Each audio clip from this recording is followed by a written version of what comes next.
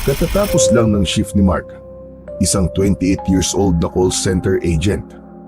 Madalas ay madaling araw siyang umuwi mula sa trabaho dahil hindi naman kalayuan ang inuupahan niyang bahay mula sa kanyang opisina. Karaniwan na sa kanya ang maglakad pa uwi. Sa kabila ng oras ng kanyang pag-uwi, hindi siya nakakaramdam ng pangamba. Tahimik at payapa ang baryong tinitirhan niya, kaya't walang dahilan para siya ay mag-alala. Dagdag pa rito, nasanay na siya sa ganitong sistema. Ang pinakamalaking problema lang naman niya palagi ay ang kinatatakutan sa baryo nila na si Mang Dante. Isang lasinggerong siga na walang alam gawin kung hindi ang maghamon ng away at mambulahaw tuwing gabi. Madalas itong nakakasalubong ni Mark na pasuray-suray sa kalsada. Laking pasasalamat ng binata na hindi naman siya sinasaktan o tinatakot ng lalaki. Madalas pa nga ay pinupuri siya ng lalaking siga. Natutuwa ito dahil sa kanyang kasipagan at pagiging matyaga sa kanyang trabaho. Si Mark ay isang simpleng lalaki lang. Pinalaki ng kanyang lola kasama ang kanyang kapatid. Ulila na kasi sila dahil parehong namatay ang kanilang mga magulang sa isang aksidente. Pinili niyang magtrabaho sa syudad at isinama niya roon ang kanyang lola at bunsong kapatid nang naging maayos at permanente na ang kanyang trabaho. Siya ang bumubuhay sa kanila, lalo na't matanda na rin naman ang kanyang lola Celia at yun ang hinahangaan sa kanya ng siga. Hoy! Hoy, Mark! Ay ka nga dito. May pag-uusapan tayo. Bilisan mo maglakad. Napahinto si Mark sa kanyang paglalakad sa tulay ng baryo San Mariano. Mula sa madilim na lansangan ay lumitaw sa kanyang unahan ang isang taong kilalang-kilala niya.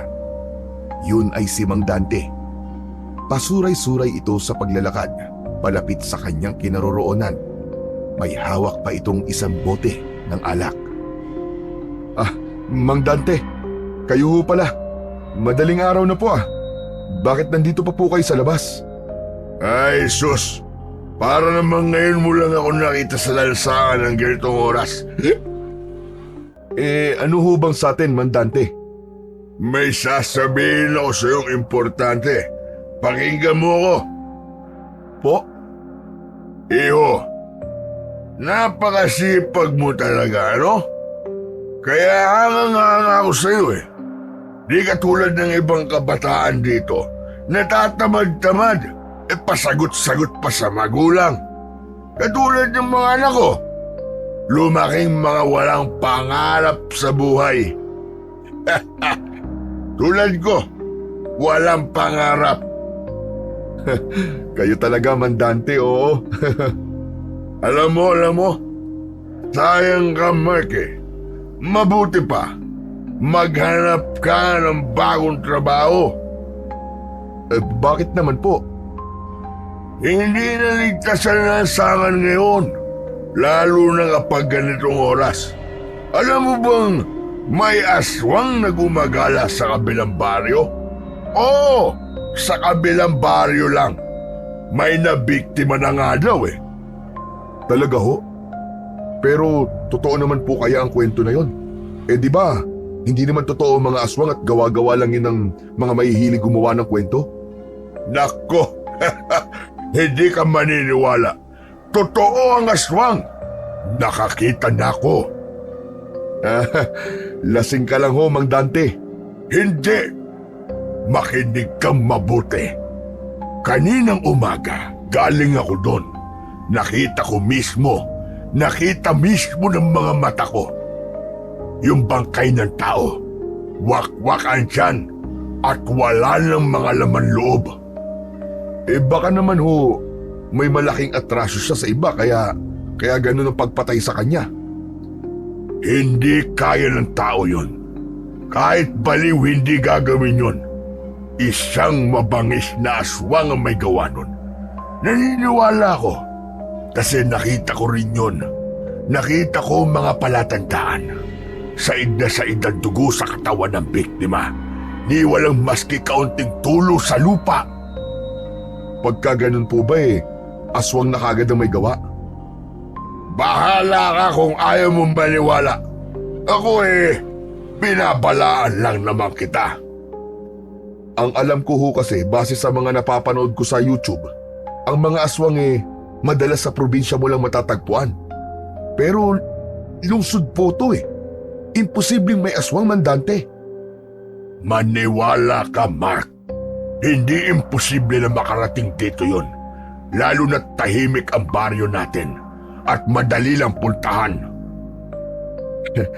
Mandante, mag-iingat na lang po ako siguro. Hindi ko pa po kasi pwedeng isakripisyo ang trabaho ko bilang isang call center agent Dito ko po kinukuha ang panggastos ko sa pag-aaral ng kapatid ko. Oo nga, naroon na tayo. Paano naman kung isang gabi may mangyari sa'yo? Paano na kapatid mo? Kung ako sa'yo, maghanap ka na ng ibang trabaho. Yung hindi pang gabi tulad nito.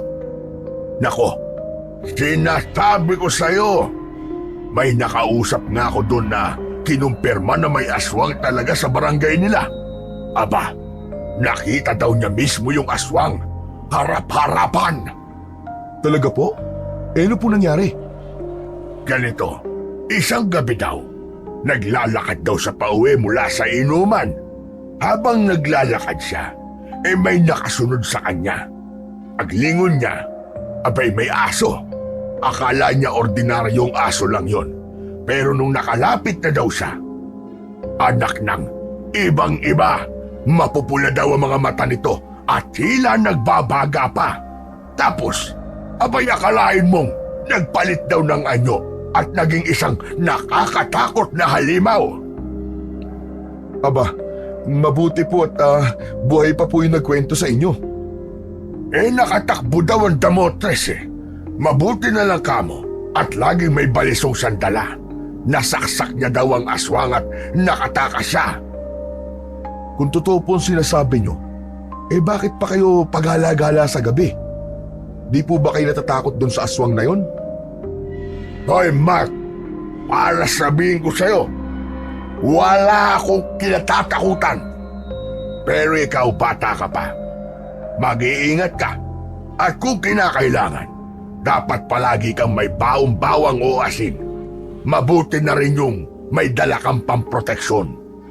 O sige na, umuwi ka na iho. Mag-iingat ka palagi.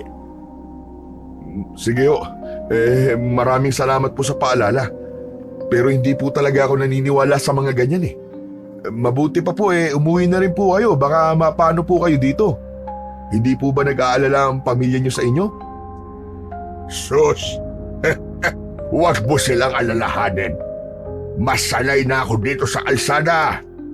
Ikaw, huwag mong babaliwalay ng babala ko sa'yo. Tandaan mo yan, Mark. Sinasabi ko sa'yo. Opo. Pero sigurado po ba kayong magpapaiwan kayo dito? Parang di po kaya ng konsensya ko na iwan kayo dito Ay, huwag mo lang akong intindihin. Sabi ko nga matanda na ako. Saka ako siga dito, baka hindi mo nalalaman. Walang gagalaw sa akin sa barangay na to. Abay takot lang nila sa akin.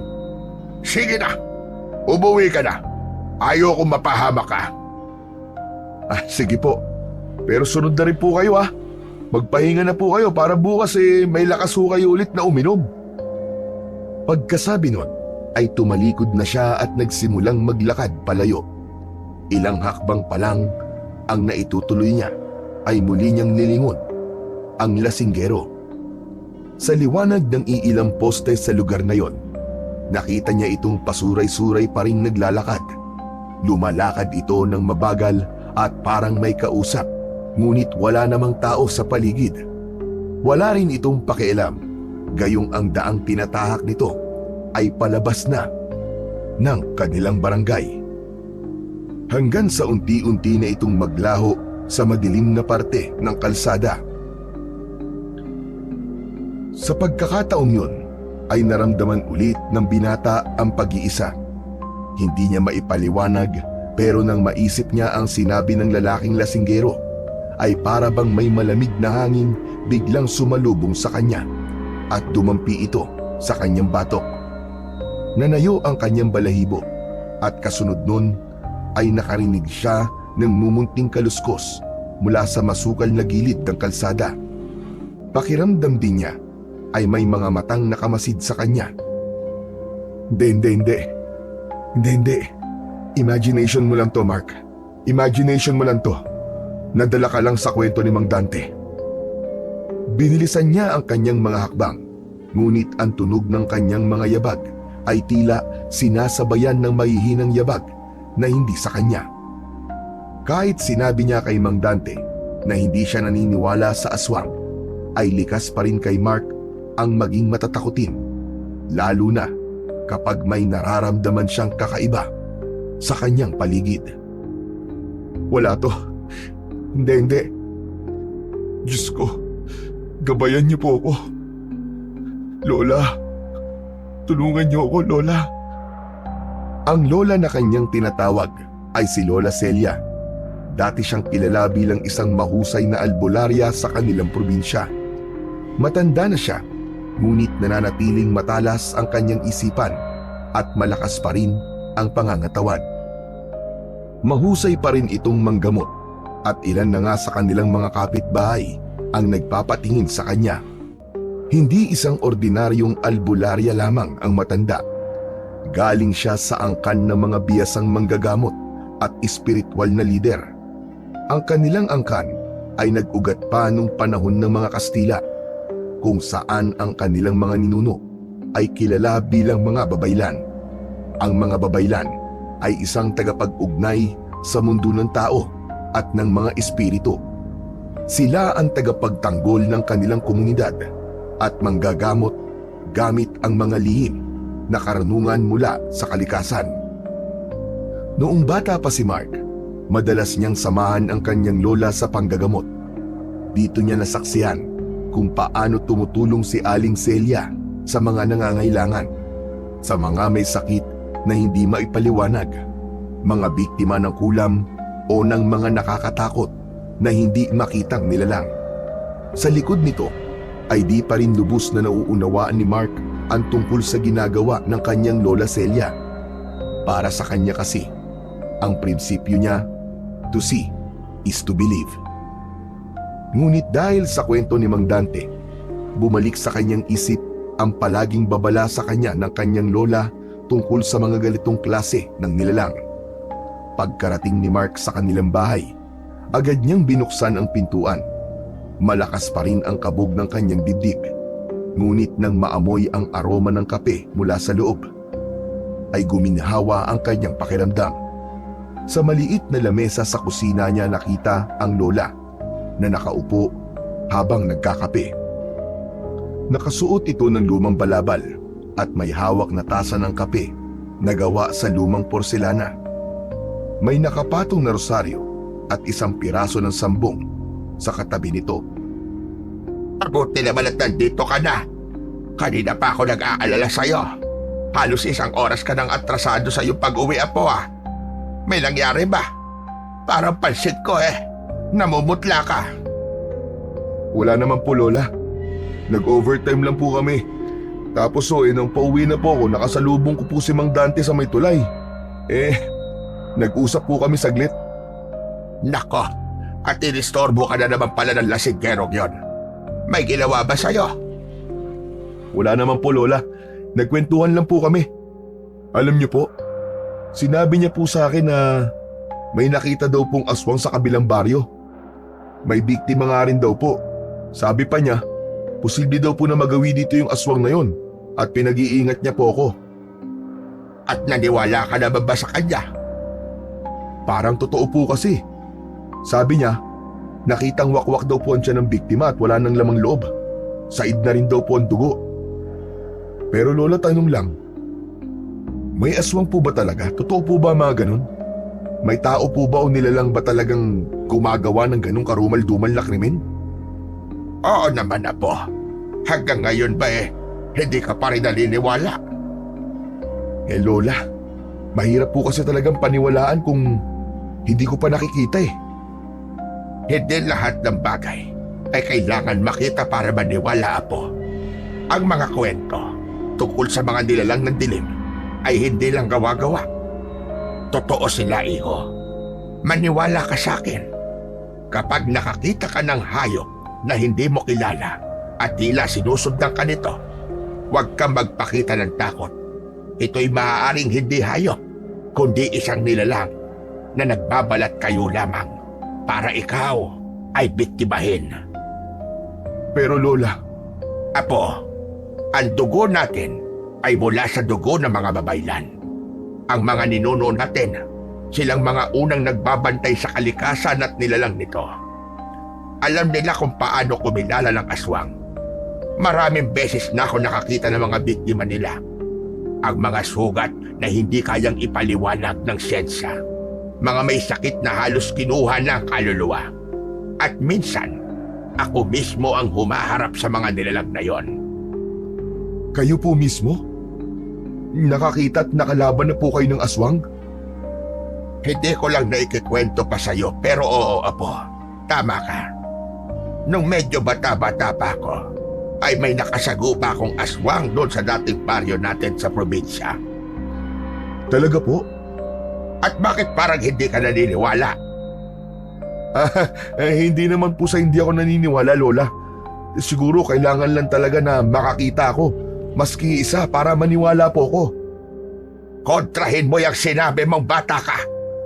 Baka di mo kayanin kapag ikaw mismong nakakita.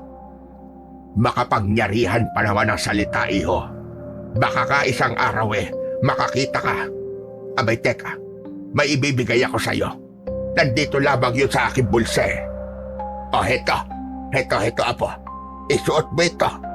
Huwag mong aalisin ito sa katawan mo, lalo na kapag naglalakad ka sa dilim. Ano po ito, Lola? Isang uri ng espesyal na anting-anting. Iilan lamang ang may ganito, Apo. Kaya ingatan mo yan. Galing pa to sa mga ninuno nating babaylan. Ano pong tawag dito saka ano naman po ang maitutulong nito sa akin? Ang tawag dyan ay agimat ng sentinela. Isa itong bihirang uri ng agimat na hindi lamang proteksyon ng maibibigay. Kapag sinuot mo yan at nasa panganib ka, maaari nitong tawagin ng sentinela ng Gabon. Sentinela ng Gabon? Sino po yun, Lola? Ano po yun? Ang sentinela ng Gabon ay ang nakatakdang maging tagapagtanggol ng ating angkan.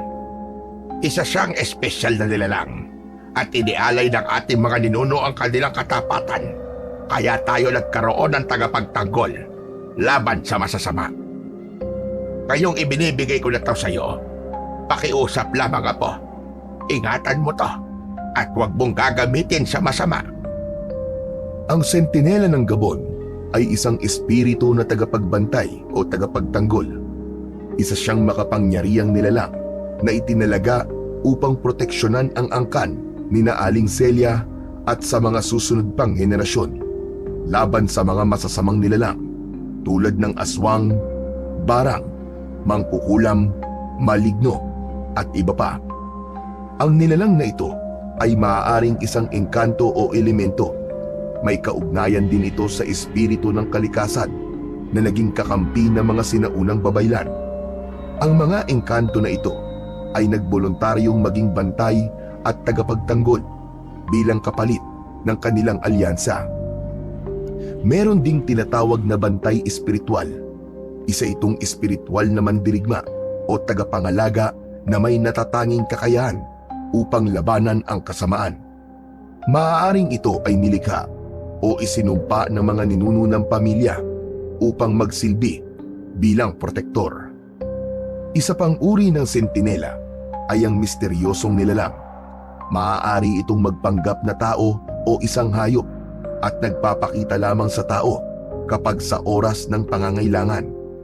Madalas, hindi siya nakikita ng karaniwang tao maliban sa tagapagdala ng agimat. Nagpapakita rin siya sa kalaban kung kinakailangan upang magampanan ang kanyang tungkulin. Pero iho, may isa pa pala akong paalala sa'yo. Kapag pala nagagamit ang kapangyarihan ng sentinela, maaari kang manghina o mapagod kagad. Hindi lang sa pisikal na lakas, kundi maging sa espiritual. Seryoso po ba talaga to, Lola? Ako na po ang gagawin yung tagapangalaga ng agimat na to. Hindi ho ba masyado akong bata para tanggapin po ang ganitong kabigat na responsibilidad? Ikaw na nga, iho. At huwag mong tatanggihan, iho. Dahil nararamdaman ko na kailangan mong kapangyarihan nito sa mga susunod pang araw. Ayoko mapahamak ka, apo. Lalo na't madalas kang madaling araw nang umuuwi dahil dyan sa trabaho mo na yan. Kung ganun po, Lola, salamat po dito. Hayaan po nyo. Iingatan ko po ito. Pangako po. Pagkatapos ng kanilang seryosong pag-uusap tungkol sa agimat, tumayo si Aling Celia at inaya si Mark papunta sa kusina. Halika na, apo. Kumain ka na bago ka matulog. Inihanda ko na ang paborito mong sinangag at itlog. Alam kong gutom na gutom ka na mula sa trabaho. Ngumiti si Mark sa kanyang lola. Ramdam nito ang pagmamahal sa kanya at malasakit. Ang ganitong tagpo ay pangkaraniwan na lamang sa kanilang bahay tuwing uuwi siya ng madaling araw.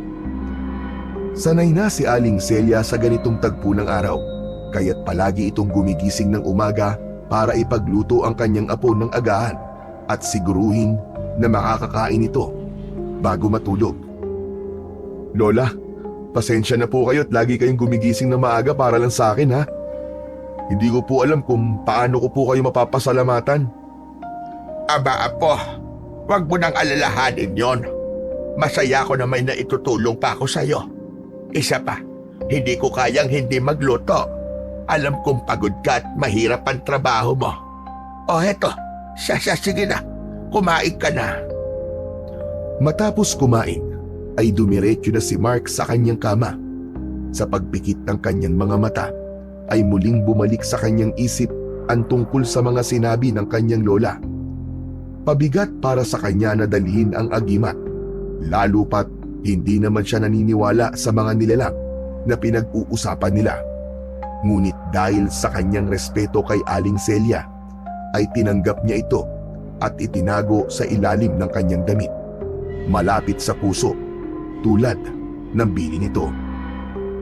Nakatulugan na ng binata ang pag-iisip, ngunit sa kalagitnaan ng kanyang pamamahinga, nagsimula siyang managinip. Naglalakad siya sa gitna ng isang masukal na gubat. Ang paligid ay tahimik at malamig ang simoy ng hangin. Sa di kalayuan ay nakarinig siya ng mabibigat na mga yabag at tunog ng mga naaapakang dahon at mga sanga. Sino yan? May tao ba dyan? Tumigil siya sa kanyang paglalakad at sinundan ng kanyang tenga ang tunog na kanyang naririnig. Ngunit bigla na lamang mula sa dilim, lumitaw ang isang nilalang. Isang aswang na may mahabang buhok, matutulis na ngipin, at mga kuko na tila kasintalas ng punyal. Ang mga mata nito ay galit na galit at ang itsura nito ay kasuklam-suklam. Nakatitig ito sa kanya. Takot na takot si Mark, ngunit hindi siya makaalis sa kanyang kinatatayuan. Sumisigaw ang aswang. Galit na galit ang boses nito. Aw! Ikaw ang susunod na biktima ko! Palapit ng palapit sa kanya ang nilalang. Sinubukan ni Mark na tumakbo, pero hindi naman siya nakaalis sa kanyang pwesto. Ang aswang ay palapit ng palapit na sa kanya. Nagkaroon siya ng ideya. Hinaltak niya ang kanyang kwintas at inilabas yun at itinaas niya sa hangin. Lumayo ka sa akin! Ngunit sa halip na umatras ang aswang, lalo pang naging mabagsik ang halimaw. Tumalon ito at takmang kakagatin siya sa leeg. Nang sandaling yon, naramdaman ni Mark ang matinding init mula sa agimat na tila pumaloob sa kanyang katawan. Ngunit bago pa man magtagumpay ang aswang, bigla na siyang nagising. Ha! Diyos ko! Panaginip lang pala. Humawak siya sa kanyang dibdib. kung saan nakasuot pa rin ang agimat sa kanya. Ramdam niya ang init nito. Napatingin siya sa bintana ng kanyang kwarto. Madilim pa ang paligid, ngunit tila may presensyang nakamasid sa kanya mula sa labas. Panaginip lang ba talaga yun? O isang babalang? Habang nakahiga si Mark, ay pilit niyang pinapakalma ang kanyang sarili. Paulit-ulit na bumabalik sa kanyang isipan ang nakakatakot na anyo ng aswang. At sa bawat pagsubok niyang makabalik sa pagtulog, ay muli lang nadudugtungan ang bangungot na yon. Kaya naman, ilang oras ang nakaraan ay ipinasya na lang niyang bumangon at lumapit sa may bintana. Mataas na rin ang sikat ng araw na tumatama sa kanyang balat. Humawak siya sa kanyang suot na agimat.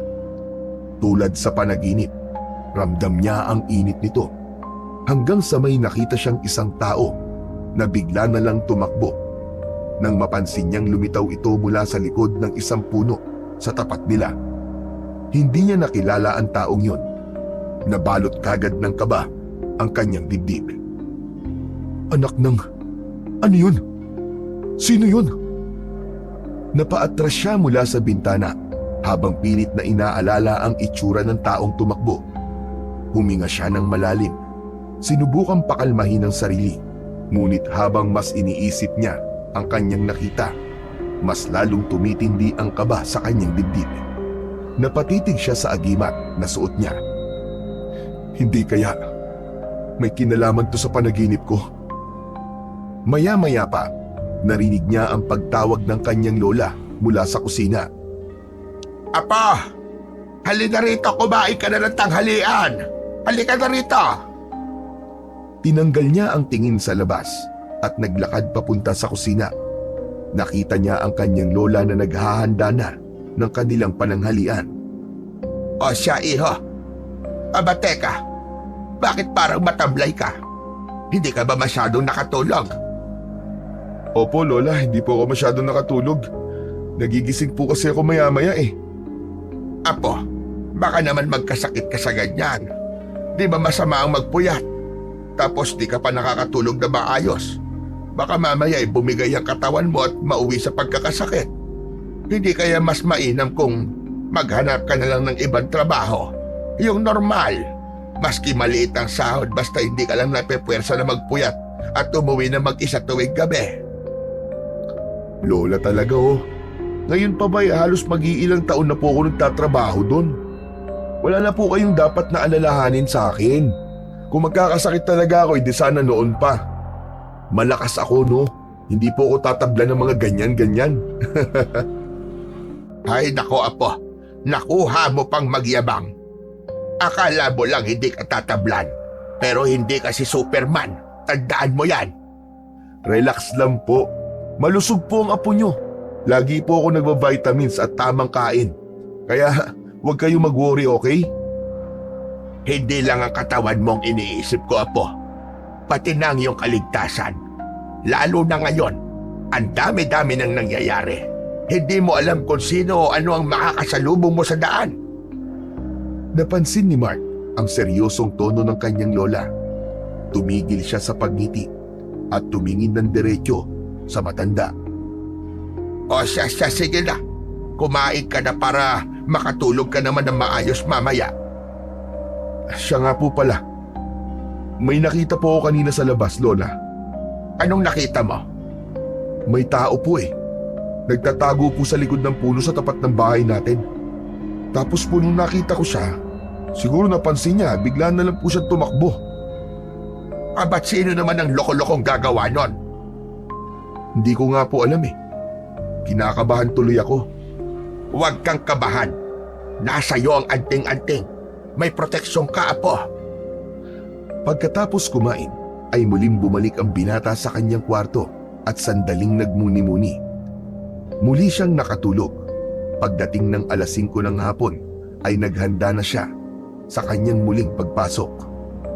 Aalis na po ako, Lola. Baka malate po ako sa trabaho. O sige, apo. Pag-iingat ka, ha. At huwag mong kalimutang isuot lagi ang anting-anting na ibinigay ko sa'yo. Opo, Lola. Matapos ang araw na yon, ay hindi akalain ni Mark na magsisimula na ang mga kababalaghang mararanasan niya. Muli, sa kanyang pag-uwi, ay dadaan na naman siya sa tulay. Ngunit sa pagkakataong yon, ay parang may mali, may kakaiba. Bago pa siya tumapak, ay napansin na niya ang isang asong kulay puti na tila nakaabang sa kanya sa gitna ng tulay. Nang makita siya ng aso, ay agad itong tumayo at tumingin sa kanya. Tumigil siya sa kanyang paglalakad at tumitig din sa aso. Isang malamig na hangin ang agad na dumaan at biglang nagtayuan ang balahibo niya. Hindi, Mark, hindi. Aso lang yan. Ano ka ba naman, Mark? Aso nga lang yan. Dahan-dahan siyang humakbang at papalakas ng papalakas ang kanyang kaba. Hindi, Mark, hindi. Wala kang dapat na ikatakot. Wala kang dapat na ikatakot, Mark. Diretso lang. Bulong niya sa sarili at pilit na pinapalakas ang kanyang loob. Pero bago pa siya nakalapit, biglang tumahol ang aso. Napahinto si Mark at parang napako siya sa kanyang kinatatayuan. Tumahimik ang aso. Pakiramdam ni Mark ay parang may ibig sabihin sa kanya ang aso. Sa tuwing susubukan kasi niyang humakbang, ay bigla na lang itong tatahol at aangil hanggang sa bigla siyang nakarinig ng ungol na parang nanggagaling sa hukay. Hindi niya maipaliwanag kung bakit, pero may kakaibang lakas na tila umaakit sa kanya papalapit. Habang nakatingin siya sa aso, bigla itong umatras, ngunit hindi inalis ang mga mata sa kanya.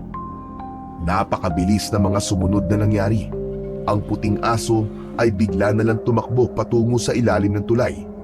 Tinanaw ito ni Mark, pero hindi niya na nakita. Bagkus ay narinig niya na mas malinaw ang mga tunog na naririnig niya. Boses yun ng isang umiiyak na babae at humihingi ng tulong. Hindi nakapagdesisyon ang binata kung susundan ba niya ang aso o aalis na lang. Ngunit isang bagay ang sigurado, may kakaiba sa tulay ng gabing yon. Sa huli ay nagdesisyon ang binata na umuwi na lang pagkatapos na tumahimik ang paligid. Pagdating ni Mark sa bahay nila, hindi mawala sa isip niya ang nangyari sa tulay. Hindi niya maipaliwanag kung bakit, pero parang may pumipilit sa kanya na bumalik doon. Hanggang sa paghiga niya sa kama, naririnig pa rin niya sa kanyang isip ang boses ng babaeng humihingi ng tulong. Nakaramdam siya ng bigat sa kanyang dibdib na para bang may hindi siya natupad na tungkulin. Hanggang sa nagising siya dahil sa mga maingay na tao sa labas ng kanilang inuupahang bahay. Nagkakagulo ang mga yon at nagtatakbuhan. Bumangon si Mark at sinilip ang mga tao sa bintana. Nakita niya ang kanyang lola sa kanilang bakuran. Lola, ano po bang nangyayari? Bakit parang nagkakagulo po mga tao? Pupunta sila sa tulay, apo. Sa tulay? Bakit? Anong meron po? Nako, iho. May natagpuan daw bangkay ng isang babae sa ilalim ng tulay. Biglang natulala si Mark sa sinabi ng kanyang lola. Bumilis ang tibok ng kanyang puso habang bumabalik sa isipan niya ang mga nangyari kaninang madaling araw. Ang puting aso at ang boses ng babaeng humihingi ng tulong. Kilala po ba kung sino yung babae? Hindi pa, apo. Pero sabi nila, mukhang dayo daw. Halika, sumama ka at tignan natin. Bagamat nag-aalangan, sumama si Mark sa kanyang lola patungo sa tulay. Nang makarating sila doon, napakaraming tao ang nakapaligid sa lugar. Nang makalapit sila, nakita ni Mark ang bangkay ng isang babae na nakahiga sa isang stretcher. Balot ng puting kumot, ngunit ang isang bahagi ng muka hanggang sa balikat nito ay nakalantad. Maputla at may bakas ng tila kagat sa kanyang leeg. Nanlamig si Mark sa kanyang nakita. Pakiramdam kasi niya ay may naging pananagutan siya sa nangyari sa babae. Narinig niya mula sa mga nag-uusap na tao na pinaghihinalaan nilang isang mabangis na hayop ang pumatay sa babae dahil umano naging kalunos-lunos ang sinapit ng biktima. Ayon sa mga ito, Ang bangkay ay nakadilat ng malaki, tila nakakita ng isang bagay na nakakatakot bago mamatay. Ang leeg nito ay may marka ng kagat na parang mula sa isang hayop na may mahahabang pangil. Ang mga kamay niya ay tila nakaunat, parang pilit na nanlaban bago nawalan ng lakas. Ang mga kuko sa kaliwang kamay ay bahagyang may pula, indikasyon na maaaring humawak siya sa lupa para kumapit sa kanyang buhay. Wakwak din ang kanyang dibdib pababa sa kanyang tiyan. Wala na itong lamang loob. Ang sabi pa ng iba ay wala raw silang nakitang bakas ng dugo sa biktima. Malinis ang hiwa, parang sinipsip ang dugo o nilinis muna bago iwan sa ilalim ng tulay. Kung gano'n ang itsura ng biktima, nasisiguro kong aswang ang pumatay sa kanya. Lola, hinaan niyo po ang boses niyo at baka may makarinig po sa inyo. Aba, bakit mo ako pinipigilan? Ano bang masama sa sinabi ko? Magdudulot po ng mas grabing gulo yan, Lola. Hayaan niyo na lang po ang iba na magbigay ng kanilang mga opinyon. Huwag na po tayong makisali dyan. Apo, alam mo bang mas makakatulong kung may magsasabi ng totoo? Hindi natin dapat binabaliwala ang ganitong bagay.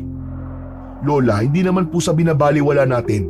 Pero isipin niyo po, paano po kung makarating sa ibang tao na kayo pa ang nagkalat ng bali-balita tungkol sa aswang na yan?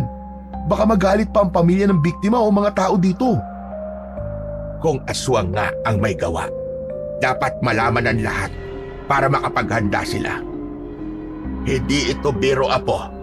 Ang mga ganitong nilalang ay mapanganib at hindi sila tumitigil hanggat hindi sila napupuksa. Naiintindihan ko po kayo, Lola. Pero hindi po rin tayo makakatulong kung tayo mismo magpapakalat ng takot. Alam niyo naman ang mga tao rito, madali silang maniwala at maghinala. Baka ang ending nito, Lola, may ibang mapagbintangan na wala namang kasalanan.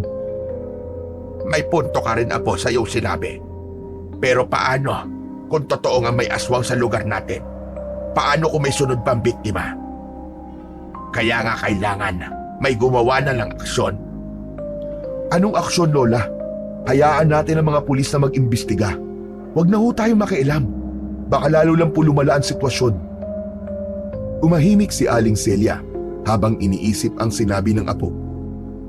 Alam niyang may katwiran si Mark, pero mahirap para sa kanya na itikom ang bibig. Apo, kung totoo ngang aswang ito, hindi ito matatapos dito. Sigurado akong babalik pa siya. Tapos, paano kung ikaw ang... Wala hong mangyayari sa aking masama, Lola. Maniwala po kayo. Habang nag-uusap sila, ay napansin ni Mark ang puting aso sa gilid ng kalsada. Tahimik na nakamasid sa mga tao sa paligid. Nang magtagpo ang kanilang mga mata, ay bigla itong tumahol. Lola! Lola! Yung aso! Yung aso na nakita ko kaninang pauwi ako. Anong aso, Apo? Hindi na nakapagpigil si Mark. Tangka niyang lalapitan ng aso pero tumakbo ito. Sinundan siya ng binata. Saan ka pupunta, Apo? Narinig niya ang pagtawag sa kanya ng matanda pero hindi siya huminto. Habang tumatakbo ang binata, pakiramdam niya ay mas lumalayo pa ang aso. Pumasok ito sa isang bakanting lupa malapit sa tulay. Isa itong inabandonang tambakan ng mga basura. May malaking puno doon ng akasya at doon tumigil ang aso. Dahan-dahan itong umupo habang nakatingin sa kanya. Ano ba talagang gusto mo? Ako ba? Sino ka? Ngunit wala namang naging reaksyon ng aso hanggang sa may narinig siyang mga kaluskos mula sa likod. Napalingon si Mark at nakita ang kanyang lola na sumunod. Mark, ano ba ginagawa mo dito, Apo? Private property ang lugar na ito. Delikado rito. Baka makasuhan tayo ng trespassing. Bakit po kayo sumunod, Lola? Ano pong ginagawa niyo dito? At bakit ako ang tatanungin mo? Nabuho kaya sinundan lang kita dito. Eh bakit nga po kasi kayo sumunod? Anong gusto mo? Hayaan na lang kita mag-isa dito, ganun ba? Trespassing ka, Apo. Halika na't baka mamaya ay mapahamak pa tayo sa ginagawa mong ito. Sino ba kasi ang hinahabol mo? At bakit bigla ka nalang tumakbo dito? Sinundan ko lang po yung puting aso eh. Puting aso? Abay, nasaan? Nang lingunin ni Mark ang aso sa kinauupuan nito, ay wala na to doon. Inilibot niya ang kanyang paningin sa paligid, pero ni anino ng aso ay hindi na niya nakita. Naglakad siya papalapit sa lugar kung saan huling nakaupo ang aso, ngunit wala siyang nakitang bakas nito. Tila naglaho na lamang ito nang walang iniwang senyales. Saan napunta yung aso na yun? Hay nako, pambihira ka, bata ka. Mas kinikilibutan ako sa iyo kaysa doon sa patay sa tulay eh. Halika lang at makapagluto na lamang sa bahay.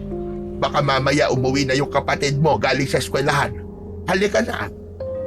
Sandali lang po, Lola. Tignan mo. May mga nakalagay po dito sa hukay. Bakit? Ano ba nakita mo dyan? Hindi ko po alam kung ano to eh. Sinipat na mabuti ni Mark ang mababaw na butas na yon. Lumapit na din ang matanda at nang parehas na nilang nakikita yon, ay nagpalitan sila kagad ng tingin. Sa tabi ng punong akasya, natuklasan ni na Mark at Lola Celia ang isang mababaw na hukay. Sa loob nito, nakakalat ang mga piraso ng tela. Ang ilan ay bahagyang nasunog, habang ang iba ay buo pa, ngunit may mga kakaibang pulang marka. Sa gitna ng mga ito ay may mga baryang tila sinauna.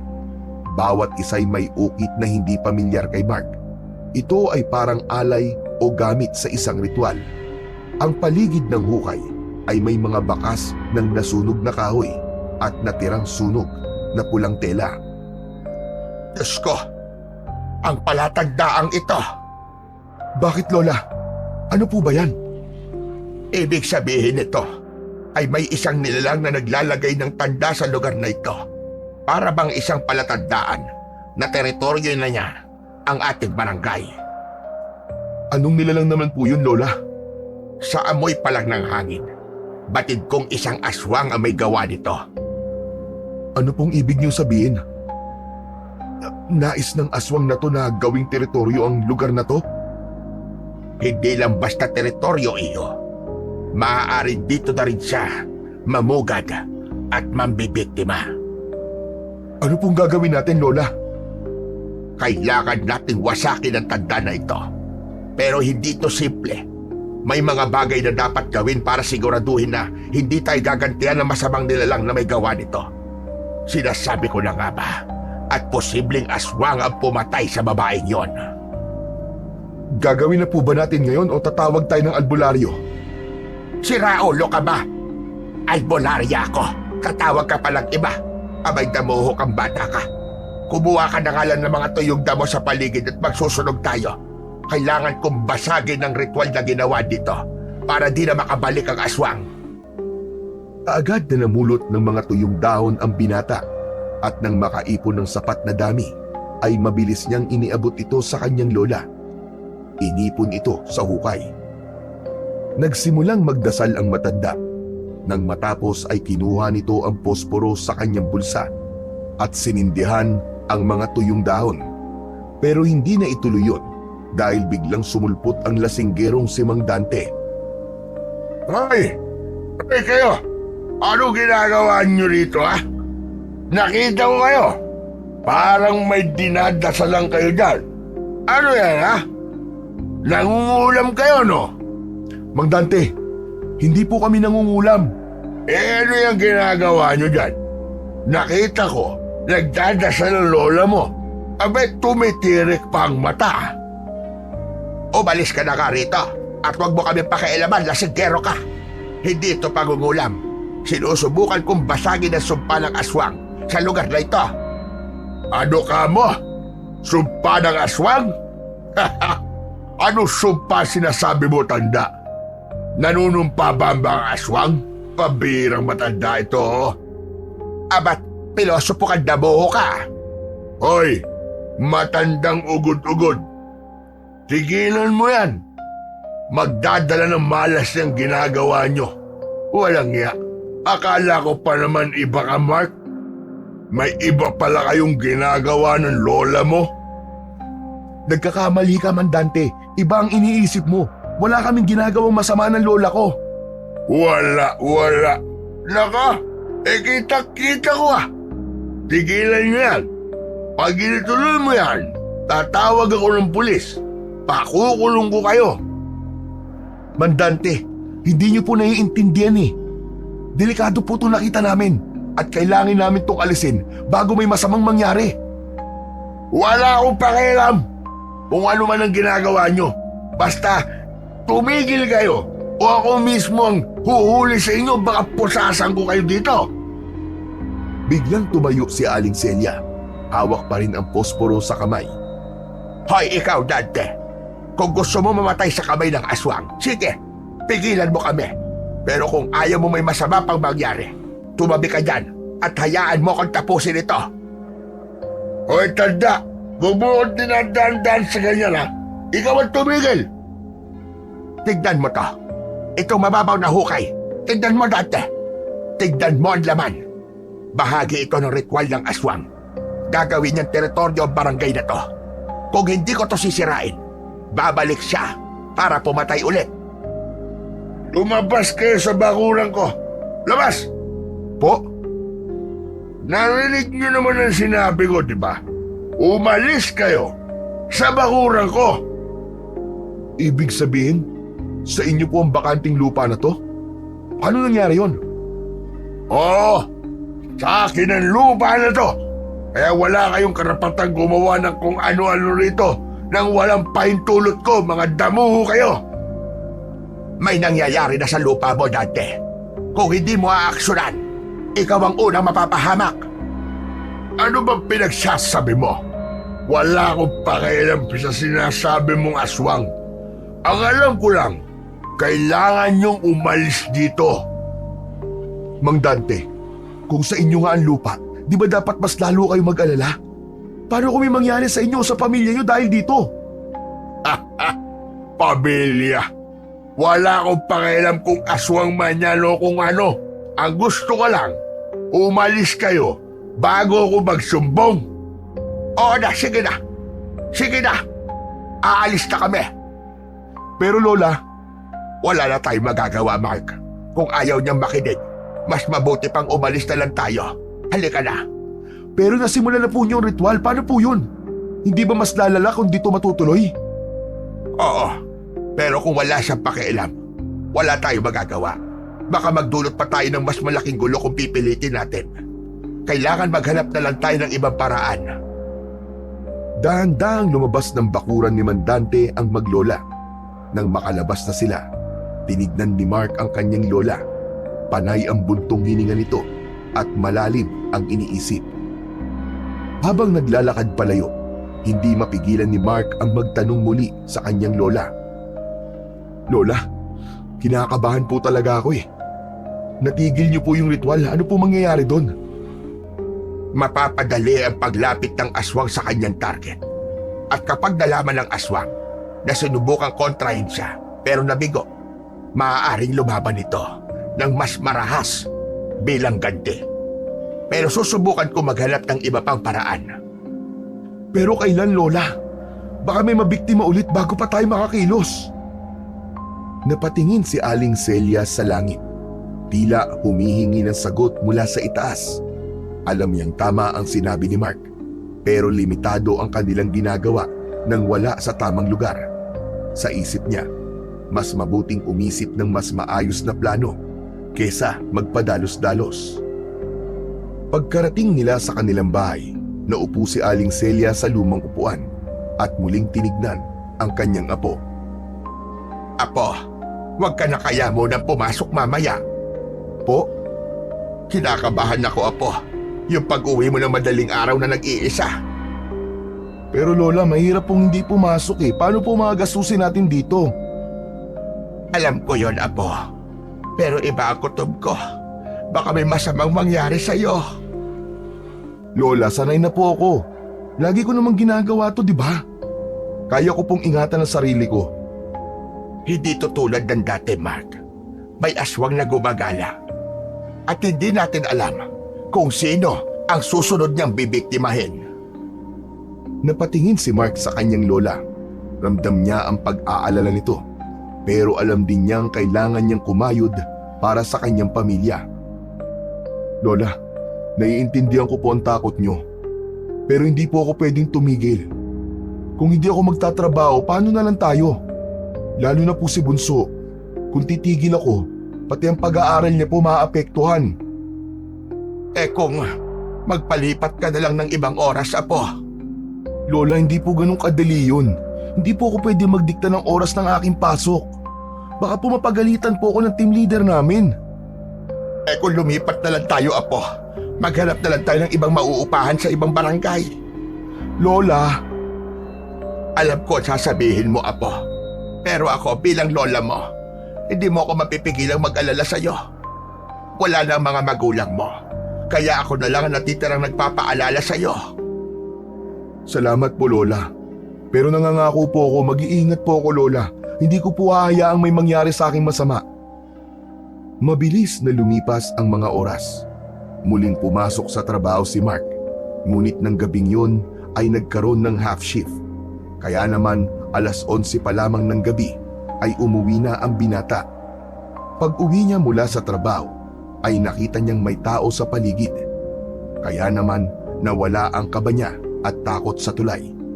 Habang naglalakad siya, napansin niyang may pulubing nakaupo sa gilid nito ng kanyang madaanan. Nakayuko ito pero napansin niyang nakatingin ito sa kanya sa kabila ng mahabang buhok na tumatakip sa mukha nito. Huminto siya saglit at tiningnan ang pulubi. Manong, ano pong ginagawa niyo dito sa tulay? Ngayon ko lang po kayo nakita dito ah. Nang humakbang siya para sa nalapitan ang matanda, ay may malamig na ihip ng hangin ang naramdaman niya mula sa likod.